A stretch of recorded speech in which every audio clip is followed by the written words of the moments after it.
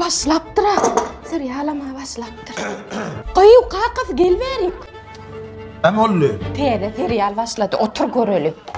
Ayağından ferediyen feriyal. Görün mü otur feriyal o. Hayalan qdal Osmaniyal tarix serial. Otur görölü. La Osmaniyal tarih oldu. Qoy. Kim bu? Ana Şakir Paşa şol. O Şakir. Hava ana o vara. O. Olam şu hudojnik oğlu. Hava. Bakayım. Bıgıyız mı? Şu hudojnik oğlunun gelini. Daşar yurttan İtalya'dan ödyanı bilen getiriyor gelindi gedir. Model kız. Bollu. Olo. Utanman. İnnavu öz oğlunun gelini bile dövüşüp bastırtmay. Vay tava maskara. Ey bu kıyılan sıkaran öldürmen olur. Dur sen nedir? Dur koy yerine. O bolan zaten tarihte bolan da görver de kino. Polmal kendine tarih polmallar. Hey şunu yanına kino sürüyor mi? Kusasını onun geçen hep de yaptılar. Şu hep de gardan astılar. Yaptırılır yapan oldu. Düğünen soğurmal kendine yapan oldu. Ana bulama geldi. Bu kimin ne? Rosalie. Rosalie kimin ne? Rosalie. Ay sonunda tapağıdı ne mi? Şahir Paşa'nın geziyeni Fransa'dan geldi. Şu atlar estenmem mi? Geziyenin mamağın. Geziyenin mamağın ne?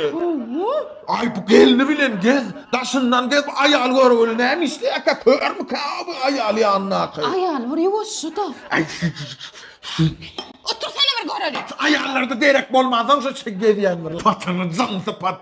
Vah Aladin'in burnunu aledip burnunu var. Otur seni bir görelim ne? Bastım ağlamak mı? Şahir var. Şahir. Vah men elime verse de ölçüyük bile. Ay.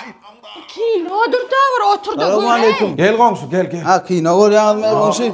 Vah Şahir Paşa'nın ailesi ya. Vah Şahir var. Bastım. Dro komşu öldü. Ya o men kino deyip uvay. Ay canım yanmadı.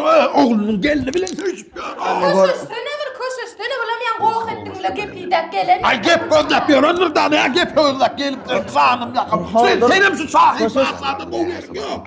Sen şu Şahir Paşa'nın bu yok. Bana kino diyor. Kino attakma şunu mu? Onlardın da gepiydak gelenini bul koyala qat. Sus kinona mı? Gaydvam görmem. Şahir deyip. Ben gidiyorum. Adana ısnat getiren. Tur! Hele. Şahir deyip bulak tapyar kino.